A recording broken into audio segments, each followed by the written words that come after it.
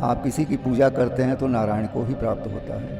केवल एक भ्रम है कि हम राम की पूजा करते हैं, कृष्ण की करते हैं, शिव की करते हैं, दुर्गा काली की करते हैं, गंगा जी की पूजा, सूर्य भगवान, कुछ नहीं। जितनी पूजा जिसमें आपकी श्रद्धा हो उस देवता की आप पूजा श्रद्धा और मन और विश्वास के साथ करिए। सारी आपकी परिश्रम पूजा की नारायण ही को प्राप्त होता है।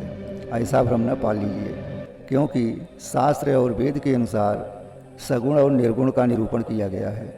तो निर्गुण जो होता है वो हृदय देश का राजा है, सगुण जो है वाह्य देश का राजा है। संसार में वो विचरण करता है माया के साथ।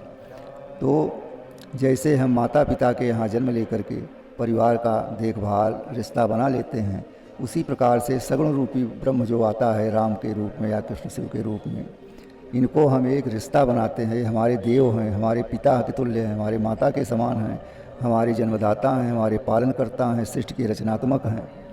तो ये सारी क्रियाएं इनको दी गई है नारायण के द्वारा। नारायण पूर्ण ब्रह्म है और पूर्ण ब्रह्म के द्वारा जो शक्तियाँ आती हैं अवतार लेती हैं पृथ्वी पर, वो केवल निशाचर के दमन के लिए आती हैं और धर्म की रक्षा के लिए, गो ब्राह्मण अग्नि की रक्षा के लिए ब्रह्म का अवतार होता है। जो अवतारी पुरुष होता है वो ब्रह्म कहलाता है, जो गर्भ से पैदा होता है वो जीव कहलाता है। तो जीव का कर्तव्य है अवतारी पुरुष की पूजा करना। जब हम सीढ़ी बाई सीढ़ी चढ़ते हैं तभी अपने मोक्ष पद को प्राप्त करते हैं।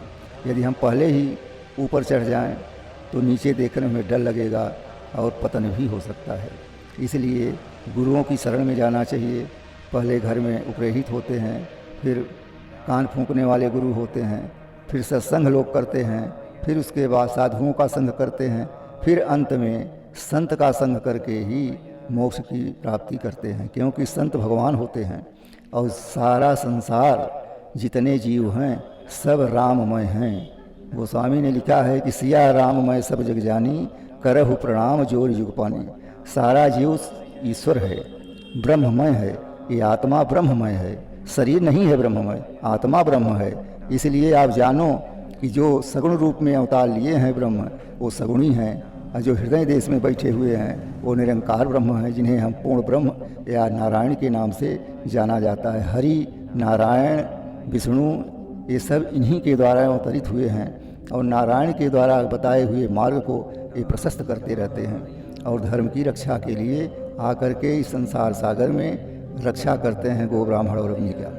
भगवान राम त्रेता में आए हैं तो अपने उचित चरित्र को दिखाया है। संसार के कर्तव्यों को, जिस ढंग से सांसारिक व्यवहार होता है, उन व्यवहारों को अपने साथ समन्वय करके और उसमें ब्रह्मनिष्ठा का प्रवेश करके और राक्षसों का दमन किया। कृष्ण आए तो प्रेम मार्गी धर्म का प्रचार किया, गोपालन किए और चोरी का भी काम किया, लेकिन वो चोरी का कार्य नहीं है, क्योंकि ब्रह्म चोरी नहीं करता है।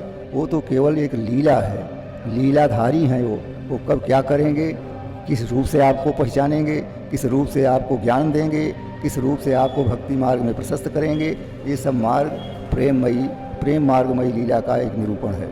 इसलिए राम, कृष्ण, शिव ये सब सगुण रूपी हैं और नारायण को जो डायरेक्ट पूजा करता है केवल पद को प्राप्त करता है।